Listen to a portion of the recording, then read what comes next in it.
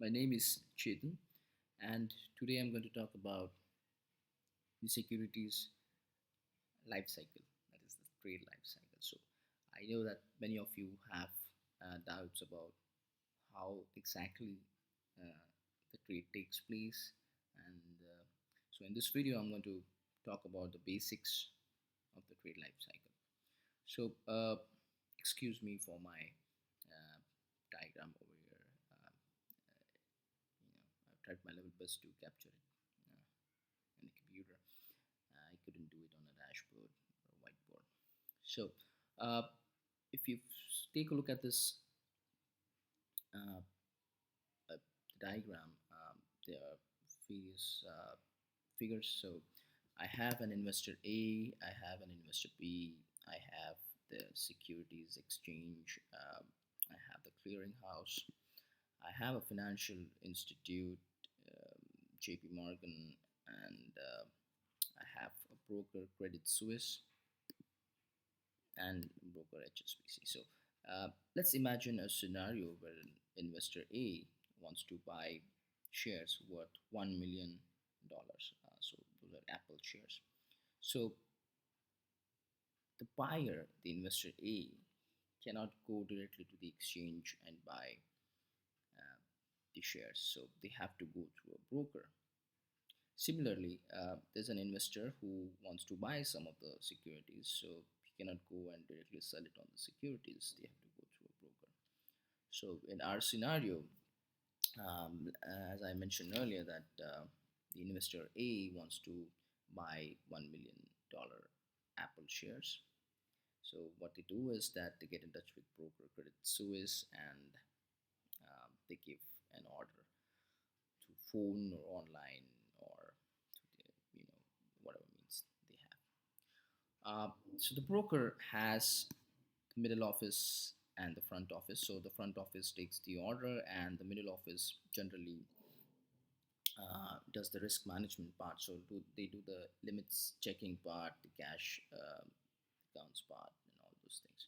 So once everything has been validated from the broker's end, the the order is then sent to the securities exchange. So if you take a look at the flow, um, you can see an order has been sent to the securities exchange. Now, similarly,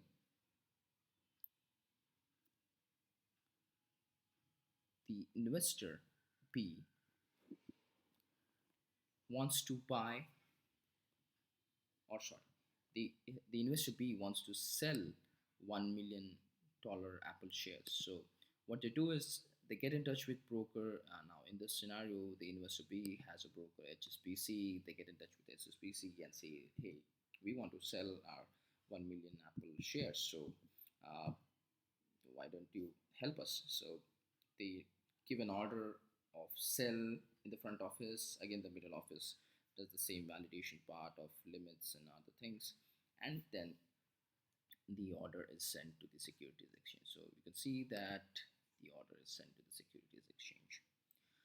Now, since we know that investor A wants to buy 1 million worth Apple shares and investor B wants to sell 1 million Apple shares, so the securities exchange does the matching of similar orders. So these the the orders are matched or always matched at the securities exchange. Execution of trade happens at the exchange level, and the settlements and claiming happens at the clearinghouse. So we have our clearinghouse over here. I'll move it a little bit lower. All right. So we have the clearinghouse. Okay. So meanwhile, as you know that the investor A has decided to buy the shares, so they get in touch with the custodian. The broker also gets in touch with the custodian. Now, custodian is nothing but an organization, a financial institute, which is for safeguarding the financial assets. So this is generally to minimize their risk of theft or loss. A custodian generally holds the securities and other assets in electronic or physical form. So once the custodian um, does the processing, it get back to the clearinghouse and says that okay, everything looks good and it's according to the contract. Now you can proceed further.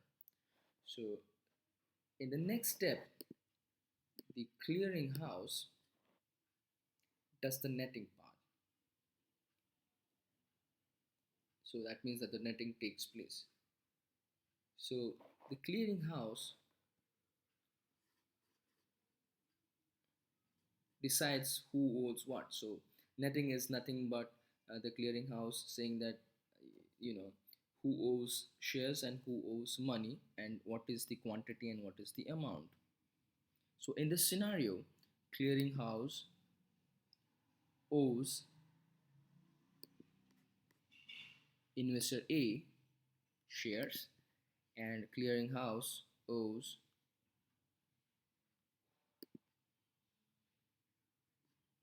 money for investor B.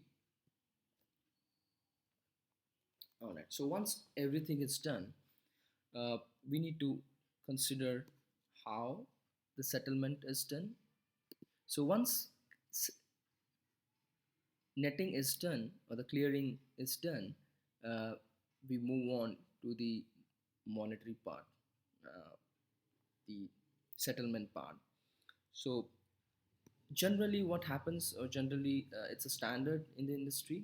Uh, they have all the investors, all the brokers have a common financial institute wherein they have their cash accounts and depository account in one single institute. So in our scenario, we're going to consider it as JP Morgan. So both the brokers, both the investors and the clearinghouse have accounts in JP Morgan. So they have cash accounts and they have depository accounts. So let's assume that